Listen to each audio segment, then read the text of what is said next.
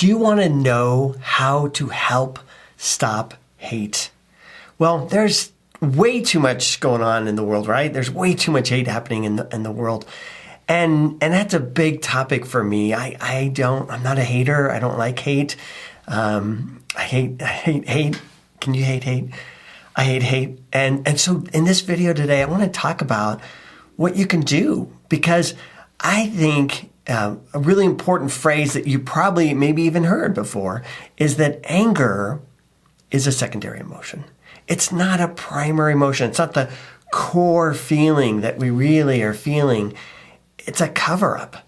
And if you can get through the anger and address the real feeling going on for somebody, you can help the haters stop hating, because what they're really feeling is something else.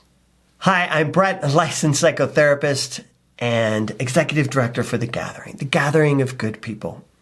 The Gathering is a nonprofit dedicated to helping your emotional healing through your personal growth. And what we do a lot is growth groups. So come check us out, gatheringofgoodpeople.com. And I even want to ask in advance, if it's okay with you, hey, like, subscribe, comment about our videos, because it helps our ranking and helps us do more, do better, and help serve more people. So if you want to be a part of the answer, like and subscribe and make comments, because that really helps us out. So I know this is going to sound like a dumb question, but do you have haters in your life? Do you have people in your life that are just full of anger? I know all we have to do is just turn on the news, and there it is. There we're seeing people freaking crazy, shooting people. Like, what the heck? You know, we're seeing such violence going on today that it's just out of control. And one solution people have been talking about is taking away guns.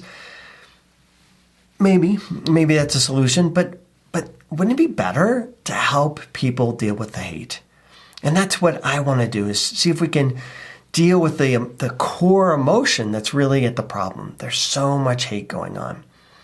And so let me see if I can help you understand hate a little bit. When my kids were little, they would get angry. They'd have tantrums. You know, it's a normal kind of childhood experience, right? to have tantrums. And oftentimes I would both remind myself and also remind them that it's easier to be mad than it is to be sad. It's true. It's easier to be mad than it is to be sad. Why? Because sad sucks, right? Who wants to be sad? Sad is a vulnerable feeling. Sad's a weak feeling. Sad's a powerless feeling. We're mad. Whoa, mad. That's powerful feeling. That's a strong feeling. That makes me feel safe and protected. It's like, whoa, okay. And think about it, even with us non-human populations, animals, it's the same. It's the same way for them. The most dangerous animal in the world is a wounded animal. And it doesn't matter its size. If there's an animal that's wounded, it is going to get super aggressive. Because why? Because it feels vulnerable. Because it feels at such risk. And it may attack and try to hurt you because it's feeling weak itself. Well, that tendency is in all of us. We're all at our core just animals, right? We all have thinking brains, but really we also have animal brains. And this kind of primitive response to feeling vulnerable is hardwired in. And that's what you're seeing. When you're seeing haters in the world, what you're really seeing is somebody who's hurt, someone who's sad, someone who's scared. And instead of knowing how to deal with those feelings, because those are kind of vulnerable, scary feelings, they get mad. Mad's easier. Mad pushes people away. Mad kind of creates this false sense of safety because you're protected. Now, is angry useful? No, I'm not advocating that, yeah, anger is the way to go. Anger is what we need to do. Anger is going to help our lives. I'm just talking about what is. I remember a story once when I was visiting one of my brothers and we were on vacation. I think we were going up and seeing Yellowstone and driving through nature and all that kind of fun stuff.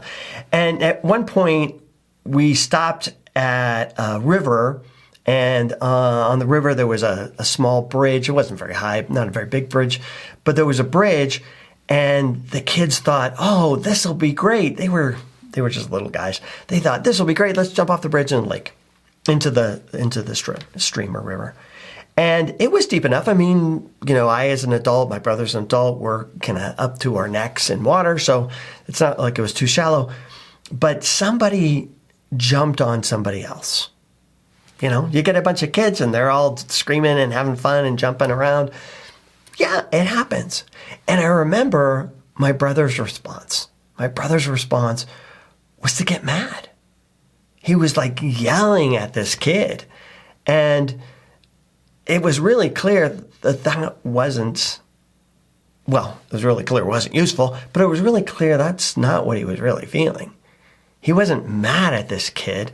He was feeling afraid because one kid piled on the other and there was blood and there was, carnage, nothing too bad, but the normal kind of kid stuff.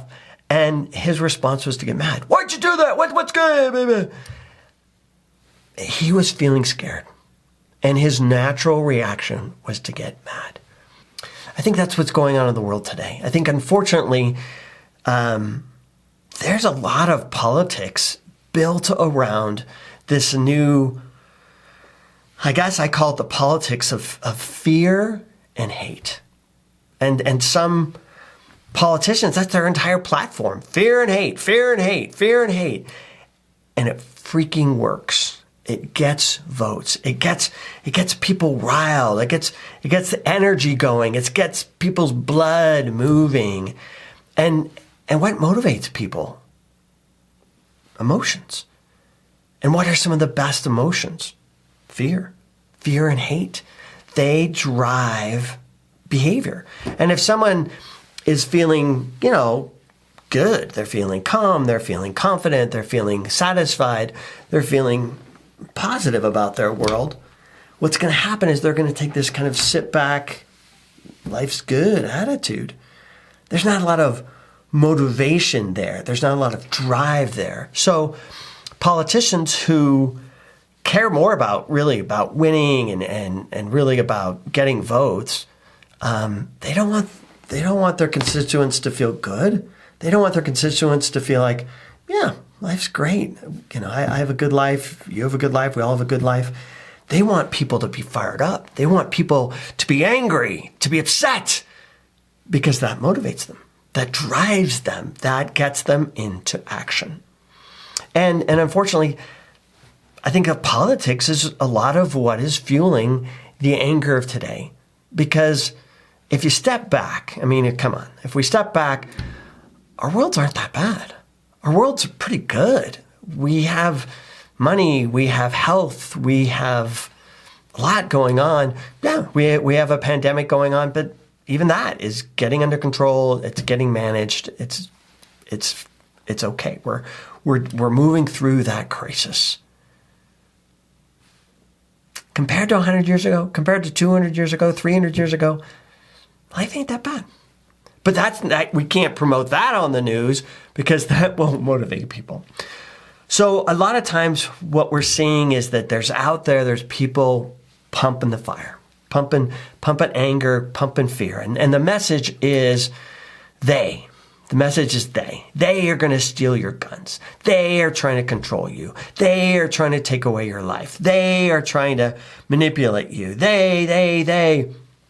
And we're pumping up a ton of fear in people's lives. And then what's happening is then people are taking that fear and distributing it as anger. Because anger feels powerful. Fear feels weak. So I'm going to take that fear and push it into anger. And that's what we're seeing a lot. Now, solution? How do we help someone who's angry? How do we help get past the anger? Well, again, anger is a secondary emotion. That's kind of what we talked about at the very beginning. Anger is a shield.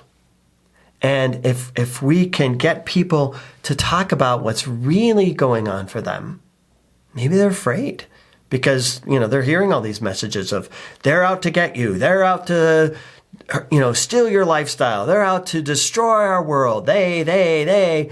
And they hear all this fear messaging, and that feeds the hate. If we can get people to feel their fear, what's really going on for you? I'm feeling afraid. If we can get people to feel the fear, feel what's really happening for them, then the anger goes away. Because the anger is just a cover, just a shield, just a reaction to this core feeling. And so if I can get people to feel their core feelings, then we can let go of the anger. So getting people to start a dialogue about what they're afraid of, getting people to talk about what their anxieties are about. And I do think, even though the world isn't a good place and there's a lot of wonderful things happening, I think there is a lot of anxiety. And getting people to talk through their anxiety, getting people to process their anxiety is going to help decrease the anger because it's just, again, a secondary emotion. I remember Trevor, my little one. He's not little anymore, grown all up and all that stuff. But when he was little, man, that boy knew how to, he knew how to use sass and anger to deflect. And oftentimes I, as a new parent, bad parent, whatever, I would feed into it. He'd lash out at me and I'm like, oh, freaking no. And I would, get back angry at him in his face. And my wife, such a better parent than I, she would respond with identifying the feeling underneath. Or even announcing her own feelings underneath.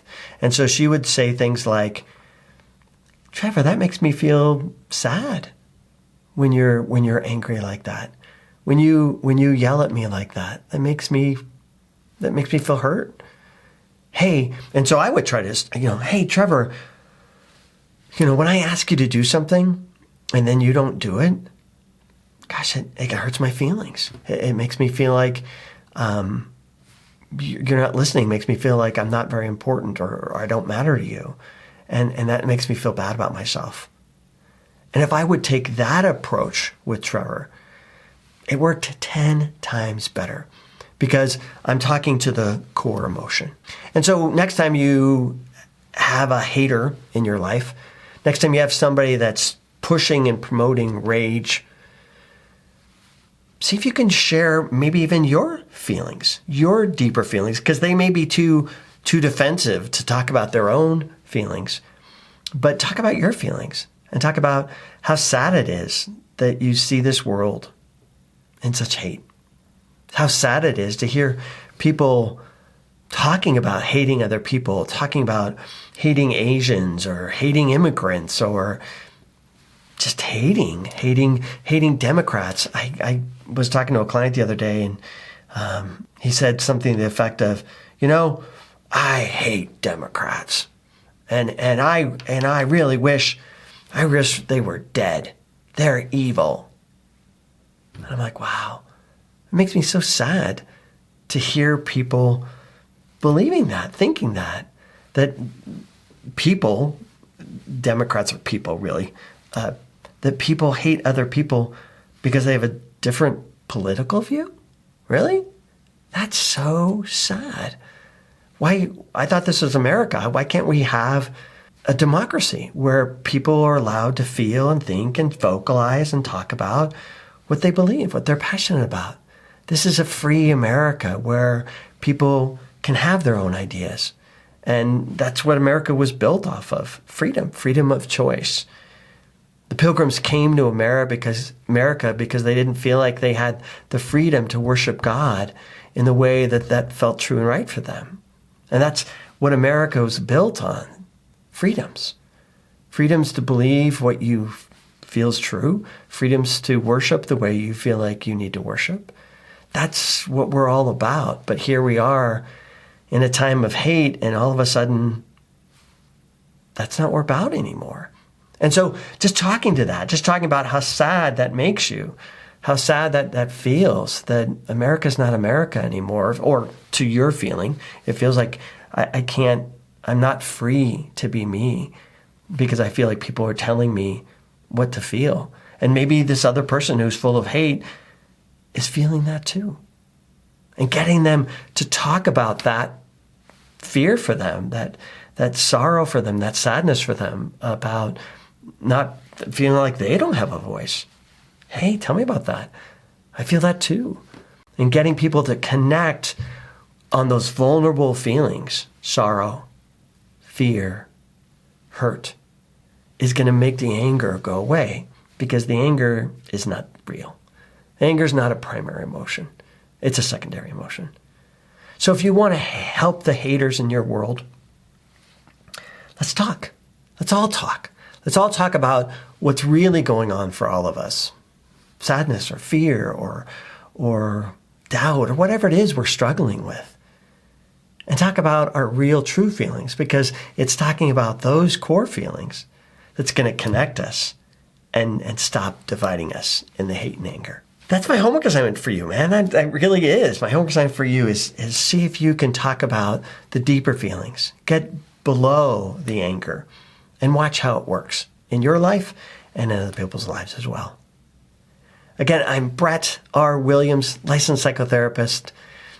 If you like this, like it. If you want to help or support us, make a comment, subscribe. And again, I hope someday to see you at the gathering of good people. Take care.